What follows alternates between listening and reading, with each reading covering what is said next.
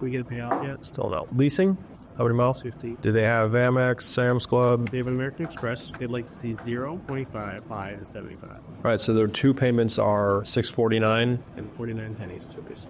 They have two remaining. Yep. And then what's the dispo fee? Audi dispo fee, $495. So what do you want to do? I'm going to show it as a payoff, and then if they were to do 0 down, for example, then we would be cutting them a check back for $1,794. What? Why? Think about it. If they did 0 do it signing, they would be giving us nothing. We would then be giving them a check for their two remaining payments and their disposition What fee. if they do 2 racks now? Then we just cancel each other out. The $1,794 So would you're treating it as negative equity then? correct. I thought, we were just giving them a check. We do, but you have to put it in the deal. The check has to come from somewhere. I could show it as a payoff, or I could pretend like it isn't there and then give them the check. But either way, it's the same thing.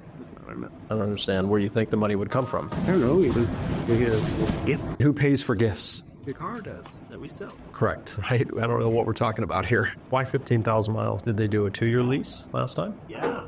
Actually, they did. So 2022, right? Well, you said it's got 29,000 miles on it. So if they had 30,000 allowable miles, then that would mean they had to have done 2-year lease. paying attention to details, baby. Commandment number 8. There must have been a very heavy incentive on a 2-year lease for them to do that. Or they could have had a trade or a big down payment. I want you to ask them a question. See if I'm right. Did she have a trade when she got that car? There's one of two scenarios in my mind. She either had a trade that had a lot of equity, or she had a car that had been given to her by her parents that was paid off. And when the dealership showed her the numbers with that equity or that trading amount, at a certain point, with enough of a down payment or enough equity, short-term leases become better than longer-term leases. Before you sit down and present with the numbers, just say, I have a question. Did you do a 2-year lease on the Audi? Wait for the answer. And then, did you trade anything in when you got this car by chance? If they did, figure out what it was. Because think about it. Whether they did a 2 or a 3-year lease, they would have gotten that car in the middle of the COVID craziness, and nothing leased for $650 back then, not especially an Audi. So I need to know how, if they did a 2-year lease with 15,000 miles a year, they have that payment. The only reason I am having this thought is because I've seen it many, many times before, where I personally have tried to talk people out of using all of their trade equity down towards a lease payment, and they don't do it anyway. And then they end up with this outrageously low lease payment. And then when that lease expires, now the equity in the trade that they had when they started is gone. If that ends up being the case and we find out that she's very payment conscious, at that point, our best bet is to find a demo of some kind that is going to replicate a deal like that. They may not care. They may have understood that that was a one-time thing and it's not going to happen again. But let's find out.